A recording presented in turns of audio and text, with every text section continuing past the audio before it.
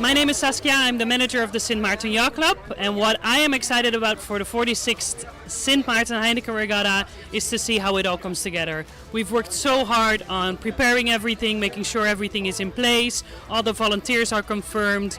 It's amazing to see how everybody shows up, has so much spirit for the event, and just can't wait for another year to be part of the community, part of the team, and to make this another great year. It will be super exciting on the water. The wind will be high. It will be lots of amazing sailing going on. Yeah, we're excited to go and ready. We're very excited about the youth participating in this event. Most of the youth is from our local sailing school at the Sint Maarten Yacht Club, and they are participating in the Next Generation Championship on Saturday and Sunday. We combine experienced sailors from our racing team with local sailors from our primary school sailing team, and they are competing together in Simpson Bay on Saturday and Sunday. As well, we have a lot of volunteers walking around in the village helping us out with the water taxi service that are older sailors in our sailing school that are super excited to be part of the regatta team as well. Over 100 boats here joining us for the 46th St. Maarten Heineken Regatta. You may notice it's a bit breezy here, but that's great for sailing, so we're going to see some awesome action on the water. I myself am most looking forward to Saturday at Grand Cas, where we have our DM24 racing. Of course, Friday around the island race, everyone loves that. And Sunday, come out to Mullet Bay. That's already the best day to go to the beach, but that's the day you're going to see the racing boats on their final race day. Final race, and you're going to get them coming around to mark right at Mullet Bay. So definitely tune in and catch all the regatta action and serious fun. And to put on this event for 46 years, it really takes the entire island. We have all the flavors of St. Maarten on display in the Regatta Village, 11 different vendors, all open to the public, free entry on Thursday, Friday, Saturday, and Sunday. And of course, lots of great music going around. The event really brings in so many visitors, not only the sailors, we have thousands of sailors visiting us, over 100 boats, and the sailors themselves, they stick around. They're coming for an average about 20 days, spending about $20,000 per boat. So this event has absolutely a great impact on the island, and we are proud to be part of it. So also this year, very important to mention, St. Maarten, our beautiful, diverse island, has a lot of local stars. So we will have the very best island DJs, together with our local stars, our bands BRG Hollywood, of course, with the Pocket Rocket. So please come out and support your local talents. Very important. What makes the Sint Maarten Heineken Regatta unique is the sense of community that it brings. We've got so many volunteers, sailors, competitors and spectators flying in for this event, contributing to the island and to this event, that it really creates a feel, a community on the island. Everybody gets excited about it, everybody gets ready for it, so that's what definitely makes it unique.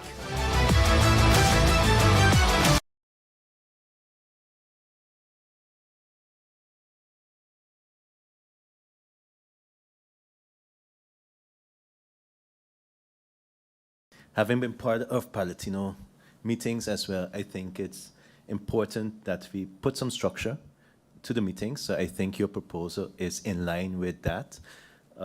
Quite often we go to meetings and you see the same delegates from the other countries are standard in certain committees, whereas there seems to be more of a rotation from St. Maarten, and therefore some information is maybe lost as well. So I think this proposal is heading into the right, going to the right way. I would also like to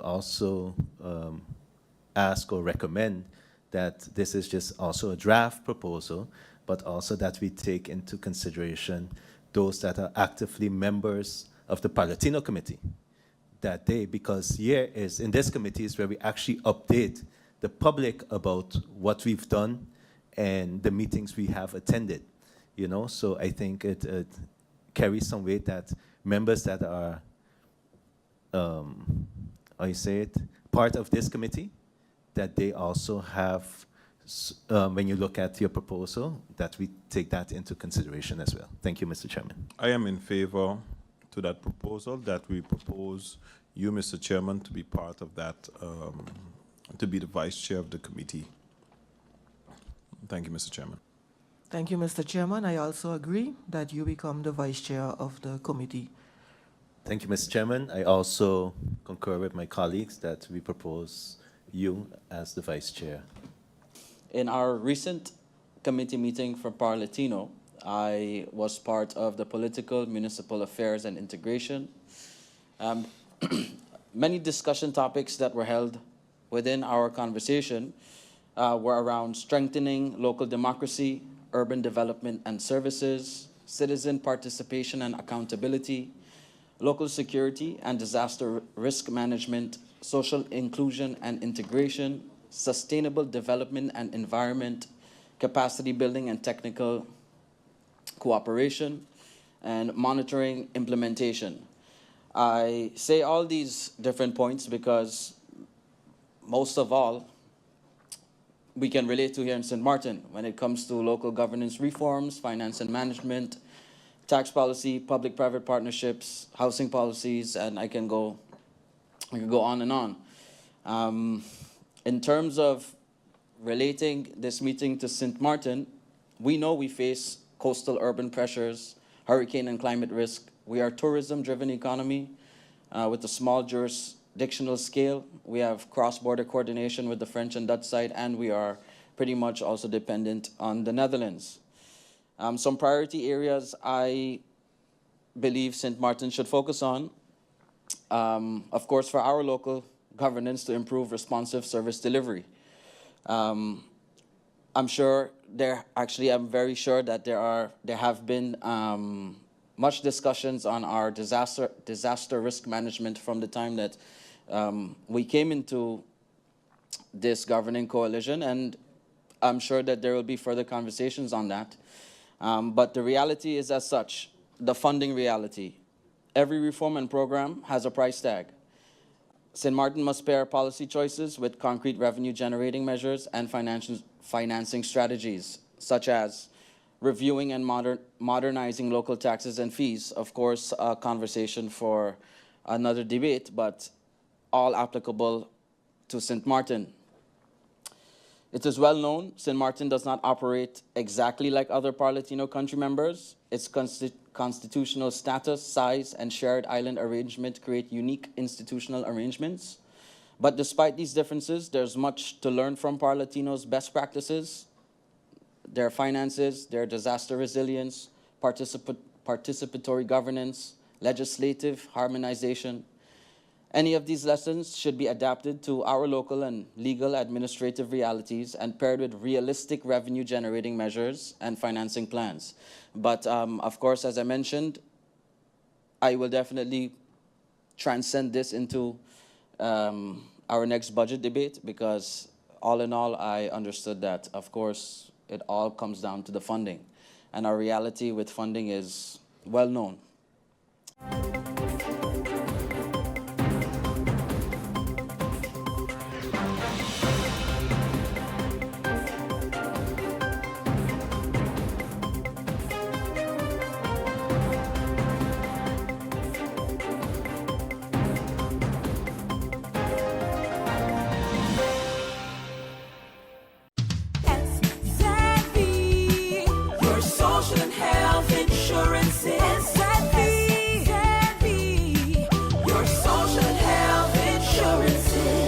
Are you SXM insured? Do you have a valid medical insurance status? SXM is cardless. Request your My SXM account today and enter the virtual office of SXM. Go to sxv.sx and sign up now. SXM, yeah. Your social and health insurances.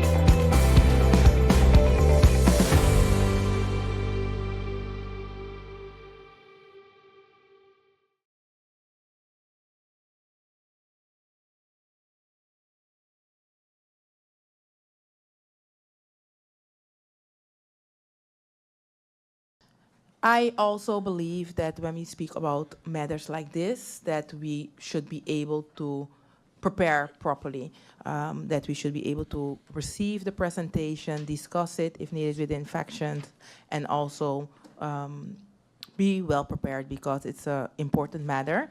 So if that can be taken into account in general and also in regards to future meetings, that will be appreciated. And I therefore also support what my colleague MP Austin Webster brought forward.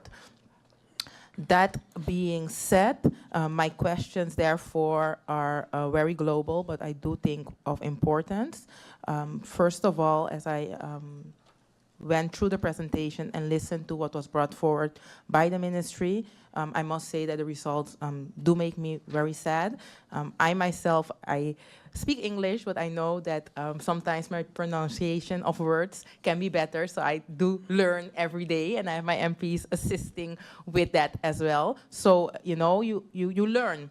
But to see the results that I'm seeing in the schools, yeah, it makes me sad, and I believe that it's important to know, okay, what will be done next, but I will come to that after. But I also believe what plays a role is when a child goes to school and they're not focused because of the fact that they are hungry, for example, that contributes to certain results as well. So therefore, I want to tie in the question in regards to the structured breakfast program, which was discussed in collaboration with, I think, facilitating with the Friends side, if there's an update in regards to that. Also, going to school but not being fully accepted, and I'm bringing that forward again, seeing the recent visit in Aruba and also seeing that also there it plays a role in the schools, that kids go to school with a natural hair but are not happy with a natural hair, are feeling that they're being discriminated with their own natural hair, and also seeing that on St. Martin it seems that that still is happening. And I believe that also is connected to the performance of the children. I would like to know if there is an update in regards to the position of the schools in collaborating and making sure that all children are accepted. Then I go to the most important part, I believe.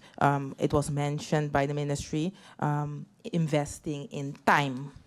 And I do believe that investing in time is very important, and that I would like to know the position of the ministry in regards to members of parliament investing time, because I know, for example, that during Literacy Month, we invest time by going into the schools, but that's only during the month of literacy. And I know I myself, and I know other MPs as well, go into the schools on other occasions, or we're going into the schools on other occasions in regards to reading to children. And if I focus on myself, through you, Mr. Chairman, I launched a project in regards to tackling this matter in regards to the literacy level, and then I'm focusing on the Dutch and English part, where I do believe I can assist, for example, in reading Dutch, and I know others can maybe assist also in reading English.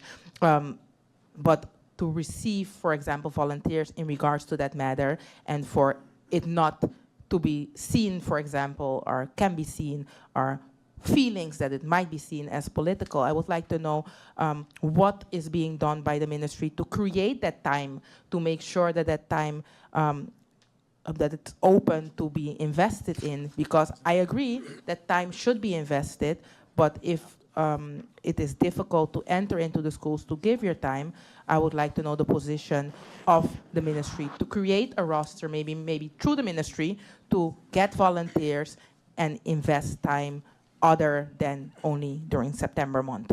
So I would like to know the position of the ministry in regards to that, if the ministry is open to do so, if the ministry is already doing that, because I saw in the presentation that it was mentioned, if I go back to the point that was said, key recommendations, target public school interventions. So one of the interventions can be, as mentioned, investing your time by reading. So is that being done, or is the ministry open to do so, or is the ministry welcoming MPs to do so on behalf of the ministry, or assisting the ministry with that? And then the last part, MP Westcott Williams already said so, but I would like to mention the assistance based on Article 43 of the Charter. I know education is a country landsaangelegenheid, but seeing that the numbers are quite shocking, and this has been something that has been going on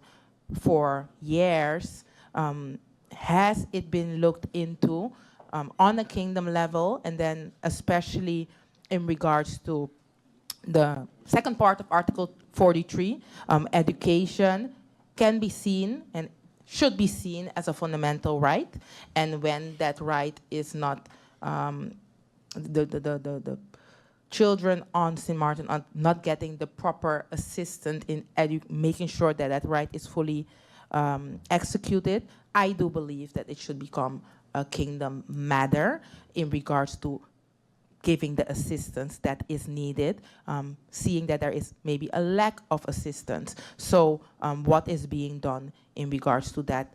Next to conversations, are they being had? And if they are being had, what clarity has been coming out of that? Or will further consultation in that regard take place? Regarding the presentation and the data given thus far, I think that we sit a lot in public that we don't give our own locals enough kudos. Because when I look at the presentation and I go back to a book from Dr. Rhoda Arundel, which is Culture, Identity in St. Martin, which was published in 2014, the data in that book that I've read, 12 years later now, is being vindicated by the report we have today. Because when I listen to the presentation, but even in particular, when I went to the report, especially on page, I had a page written on page 54, 55, in the report it states already that the English streams students are performing better than the Dutch-speaking streams. Also, we look at the minister mentioned the home language. So it says also that the students that speak their vernacular at home, English, are also performing better in those areas, and not by a little bit, by a lot. So that we are doing an injustice then to our students then by not then focusing on English stream. So for example, going back to the book from Dr. Arundel, the book suggests that students and teachers are being victimized by our educational system when the vernacular is ignored or stigmatized. This happens because the language students naturally use at home and in the community is often not acknowledged or accepted in school.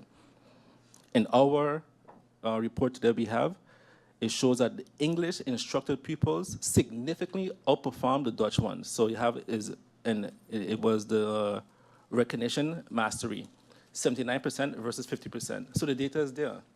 So when we having discussions today about what are the plans, we ask them, so what are the plans? What are the plans? So then are we now going to then focus more than on our home language? It also states in the report that the primary home language, 74% of students, while Dutch is 5% again. And every page 54, page 55, page 26, all these different pages go back to the same thing, that the language of instruction versus the language we naturally speak, there's an advantage and a disadvantage. So I think the decision for us as MPs, as a government, is there already. We don't have to ask the question anymore. And again, we could go back 12 years ago when the book from Dr. Arnold already stated that already. So we have to now decide, well, what do we want to do as a country going forward?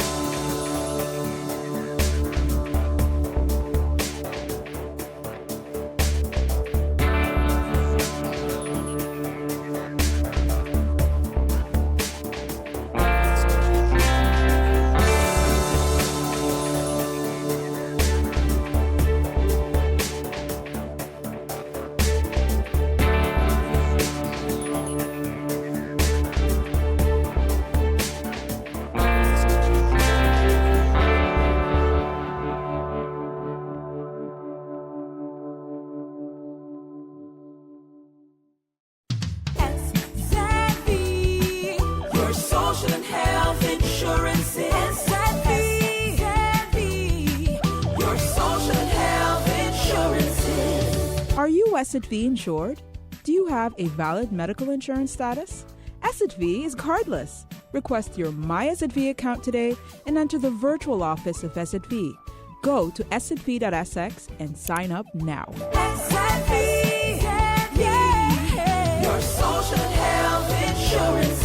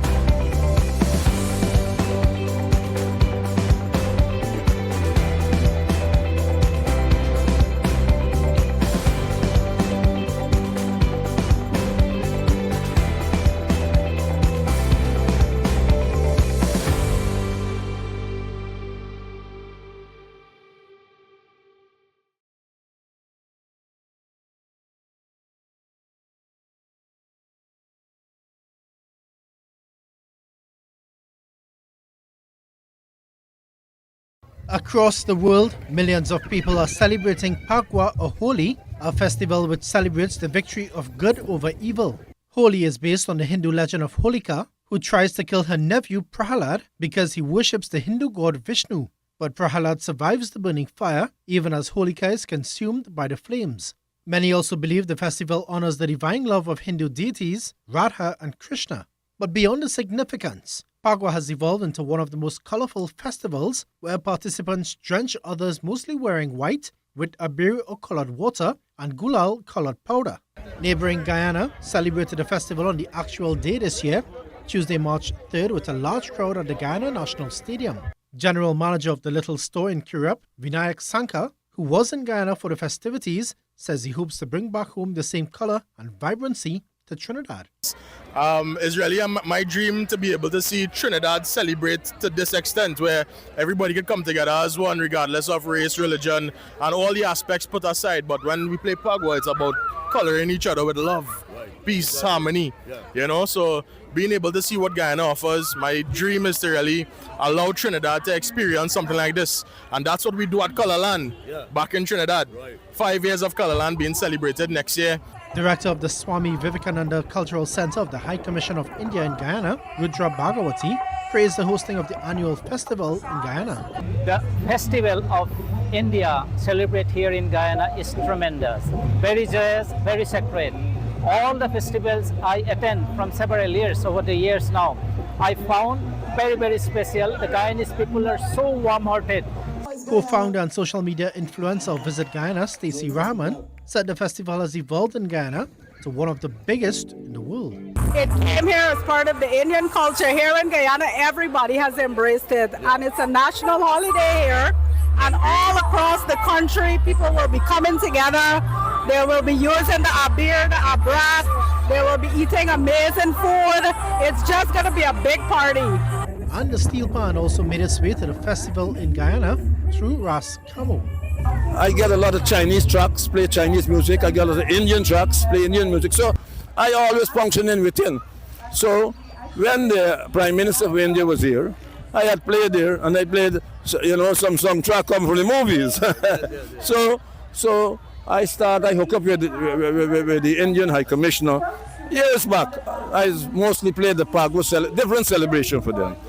Although Phagwa is celebrated on different days each year, marking the first day of spring, the tradition in TNT has evolved to celebrate the festival mostly on the weekend. Solala, TTT News. This is our SXM Daily Newscast. Thank you for joining us.